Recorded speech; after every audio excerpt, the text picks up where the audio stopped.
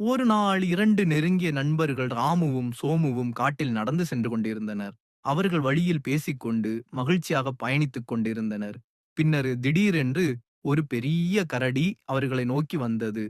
ராமிக்கு மரங்கள் ஏறத் தெரியும். அவன் விரைவாக ஒரு பெரிய மரத்தில் ஏறி கிளைகளில் ஒளிந்து கொண்டான். மற்ற நண்பன் சோமுவுக்கு மரங்கள் ஏறத் தெரியாது. அவன் உடனடியாக தரையில் படுத்து மூச்சை பிடித்துக் கொண்டு இறந்து விட்டதாக நடித்தான். கரடி அவன் அருகில் வந்து அவன் முகத்தை முகர்ந்தது. கரடிகள் இறந்தவர்களை தாக்காததால் அது அவனை தனியாக விட்டுச் சென்றது. கரடி சென்றதும் மரத்தில் இருந்த நண்பன் கீழே வந்தான்.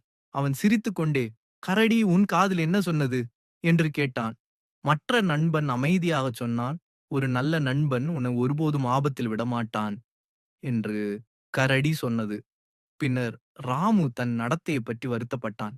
எனவே கதையின் நீதி என்னவென்றால், ஒரு நல்ல நண்பன் என்பது தேவை இருக்கும் பொழுது அவனுக்கு உதவுபவன்.